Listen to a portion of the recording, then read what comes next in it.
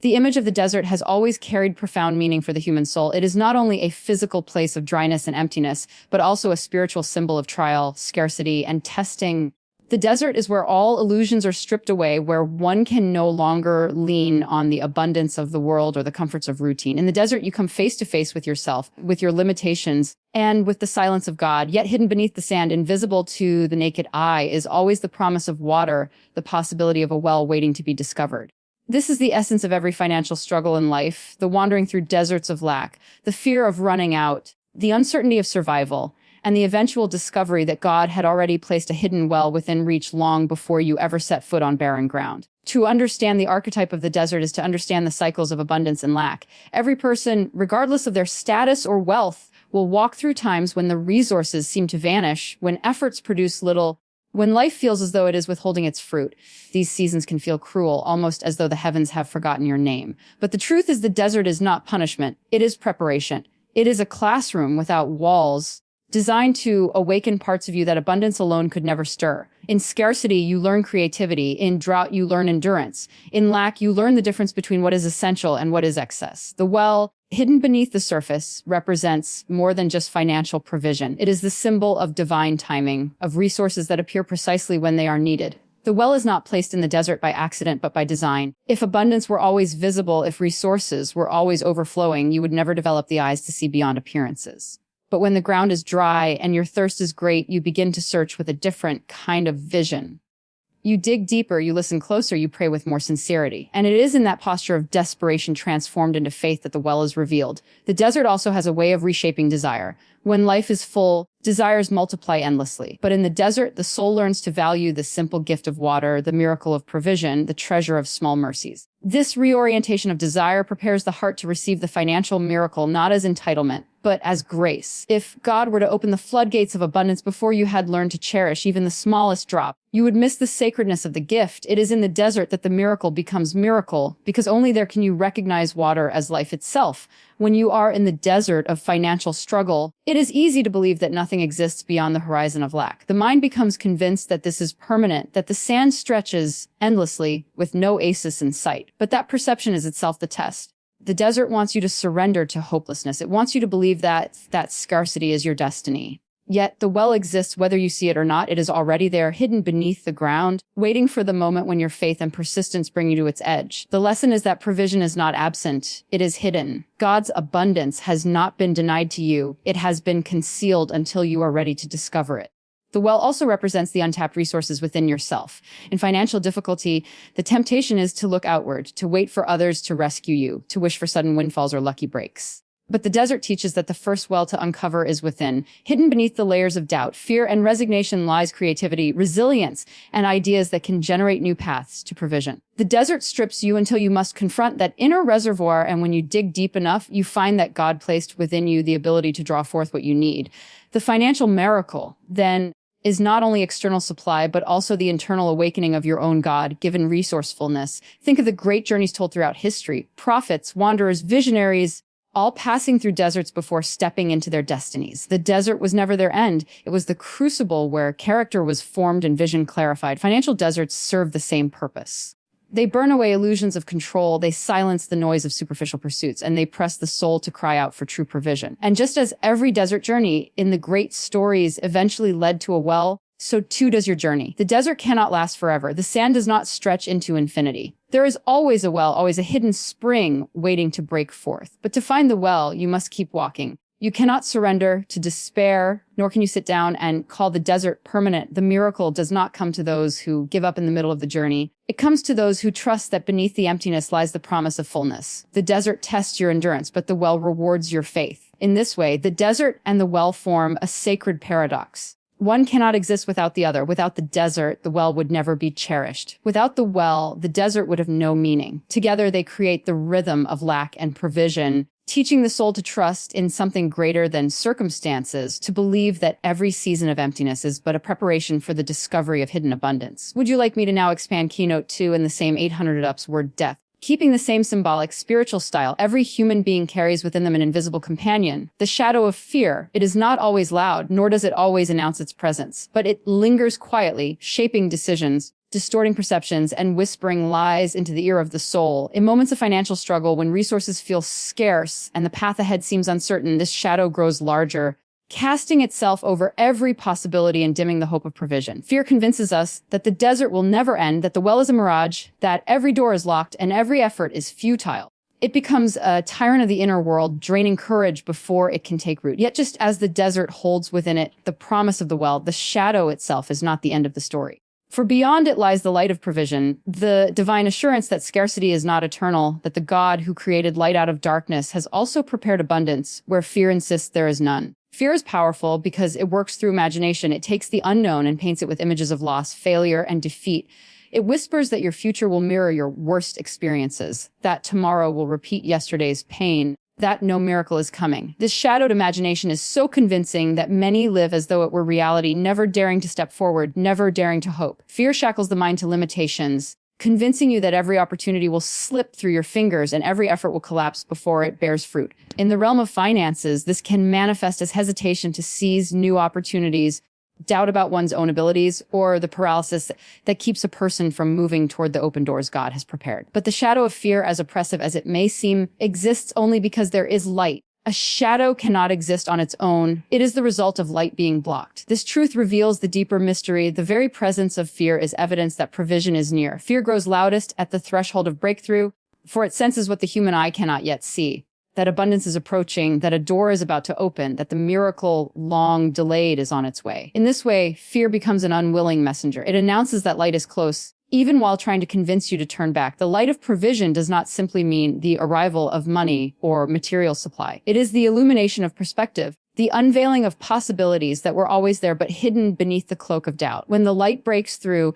it reveals that opportunities surround you, that resources lie within reach, that doors you thought were sealed have hinges ready to swing open. Provision begins with sight. You cannot grasp what you cannot see, and fear works to keep you blind. But the light of provision restores your vision, allowing you to perceive abundance, even in places where lack once seemed absolute. One of the most profound lessons of the shadow and the light is that provision often begins within before it manifests without. Fear tells you that you are powerless, that you have nothing left to give, that your efforts will always fall short. But when the light of God pierces this shadow, you begin to realize that you are not empty, but full of untapped strength, ideas, and resilience. Provision flows first in the form of courage, creativity, and clarity. These inner resources then lead to outer opportunities. The financial miracle, therefore, is never just a transfer of wealth. It is a transformation of sight, the ability to see abundance where fear once painted only lack. Consider how shadows behave in the presence of light. They stretch, they shrink, they vanish depending on the source and direction of illumination. In the same way, fear shifts in proportion to the amount of divine light you allow into your perspective. If you walk with your gaze fixed only on the ground, shadows loom large, distorting reality. But if you lift your eyes toward the source, the light itself consumes the darkness and the shadow diminishes. This is why faith is so vital. Faith is not ignoring fear, but choosing to focus on the light strong enough to scatter it. The more you trust in the reality of provision, the weaker the shadow becomes. Fear thrives in silence and secrecy, feeding on the unspoken anxieties of the heart. But when you name it, confront it, and bring it into the light of prayer, reflection, and action, it begins to lose its hold.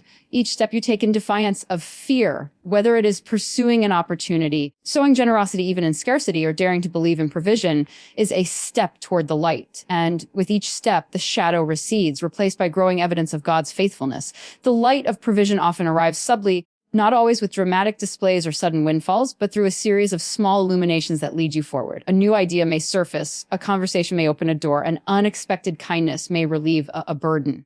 These moments are like candles lit in a darkened room, each one expanding your vision, showing that scarcity is not the entire landscape. Over time, these small lights accumulate until the shadow of fear no longer dominates your horizon. Yet it is important to recognize that the shadow never disappears entirely. As long as there is light, there will be some measure of shadow. But the lesson of this keynote is not to eradicate fear completely, but to learn to walk despite it, to understand that fear's voice is not the final authority. The shadow reminds you of your vulnerability, but the light reminds you of your source. The shadow whispers limitation, but the light proclaims possibility. To live in the light of provision is to accept that fear may still appear at the edges, but it no longer dictates your path. Would you like me to move forward and also expand keynote 3 in the same style and length? Keeping the same flow of symbolism and depth, the image of the door has always carried a weight of mystery in the human imagination. A door stands as both barrier and invitation, as something that separates the known from the unknown. the present from the future, the ordinary from the extraordinary. In seasons of financial struggle or uncertainty, the door becomes a powerful symbol of transition, for it represents the threshold between lack and provision, between despair and hope, between wandering and arrival. To speak of God releasing a financial miracle is to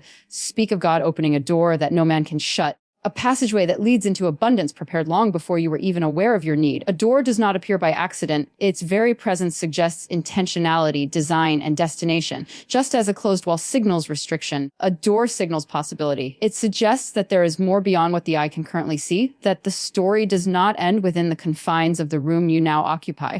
For those caught in the desert of lack or the shadow of fear, the sudden appearance of an open door can feel both exhilarating and terrifying. It is exhilarating because it confirms that change is possible, that scarcity is not the final word. But it is terrifying because to walk through requires leaving behind the familiar, even if the familiar has been filled with struggle. The open door as a spiritual and financial symbol teaches that provision rarely drops into the lap without demand. It demands courage. Many miss their miracle not because the door was never open, but because fear kept them from crossing the threshold. To walk through an open door requires trust in what cannot yet be seen. On this side, you see the frame, the threshold, the unknown space beyond. You cannot see the entire room until you step inside. The miracle often hides just out of sight, waiting for the step of faith that proves readiness. God may open the door, but he will not push you through it. The act of walking is yours, and in that act, abundance is unlocked. Every open door is also a test of vision. Not every opportunity is meant for you, and not every door leads to provision. Some are distractions, paths that glitter but lead only to further emptiness. This is why discernment is crucial. The true open door, the one that carries divine provision, often arrives clothed in humility. It may not look impressive to the world's standards. It may come as a small job, a quiet partnership, a modest opportunity, or even an idea that seems insignificant. Yet within that small doorway lies the expansive room of provision. The challenge is that most people expect miracles to come as gates of gold, but often they are hidden behind doors of wood. To recognize the right door requires the inner vision cultivated in the desert, sharpened in the confrontation with fear, and refined by faith. There is also a deep archetypal meaning in the fact that doors require action. A door may stand wide open, but if you never cross it, you remain in the same place. A miracle unopened is no miracle at all. This is the great tension of divine provision. God prepares the way, but you must walk it. The open door is both a gift and responsibility. It is the answer to prayer and the challenge to faith. To linger before it in hesitation is to risk missing the timing of provision, for not all doors remain open forever. Some are prepared for a season, and if ignored, they close, awaiting those who are willing to step forward. The threshold itself holds symbolic weight. It is the in-between space, the liminal moment where you are no longer in the old, but not yet in the new. Many grow wary at this threshold, caught between fear of stepping forward and dissatisfaction with remaining behind. Yet it is in this liminal space that the miracle solidifies. The moment you decide to cross, you affirm with your spirit that you trust the unseen, that you are willing to leave behind scarcity for the possibility of abundance.